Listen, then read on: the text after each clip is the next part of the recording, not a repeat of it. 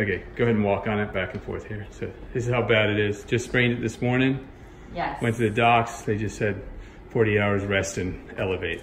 Yep. Okay, so she can't put anything on it. So we're gonna do what you would normally do traditionally on the bad foot. We're probably gonna do on the good and see what happens.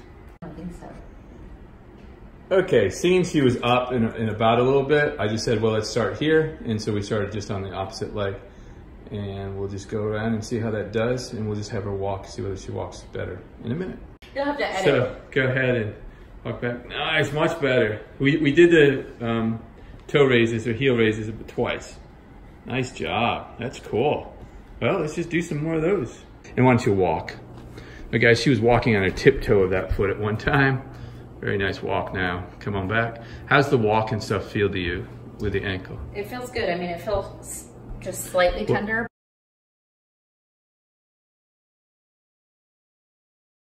So I'll tell you a little story here. Years and years ago, somebody came into my clinic and their ankle was so bruised and so swollen. I was like, oh my gosh.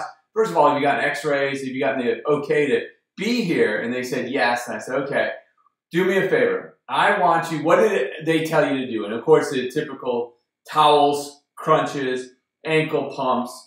And I said, well, do me a favor. I want you to write outlined in black, you know, with a highlighter or with a marker, where all this, you know, where it hurts the most. And he did.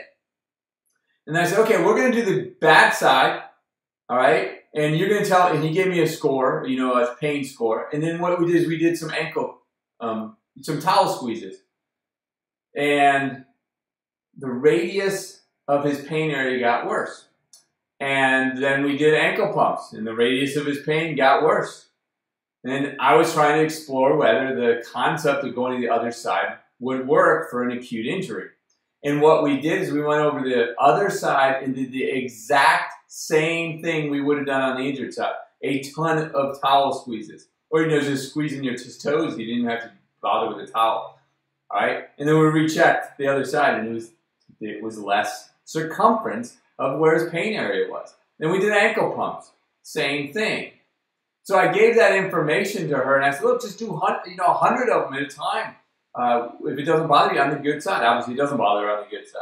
And I said, but there's one more factor that I found out that I want to show you guys, is that I then had this gentleman do this. So it's like a non-weight-bearing toe raise. So let's say his left ankle is the bad one, and he comes up on it, and he goes, yeah, I can't even do that. And he couldn't even move it. But this one was fine. And so what I made this person do is I said, look, I want you to get this motion going all the way up into the hips. Feel the freedom of your movement. Do like 50 to 100 of those, right? And then find out what this feels like.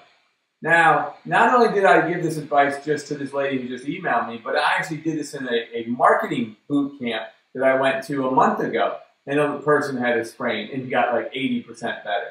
So very, very powerful technique to use. And what I'm thinking here now is really sprains, acute injuries. If you do the process that you would have done on the injured side, on the good side, there's so much connection now at that acute stage that it will do the work, all right? Will do to get rid of that inflammation and stuff.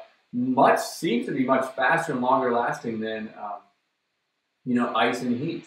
So this person wrote me back like 2 hours later and said, Tom, this is like 90% better. The person I treated the very first time years ago with this came back the next day, and the purple around their ankle was 70% better. It was just crazy. And then now I could go ahead and do the TMR Fab 6 corrective exercise portion too. Really cool stuff. So hope you enjoyed it.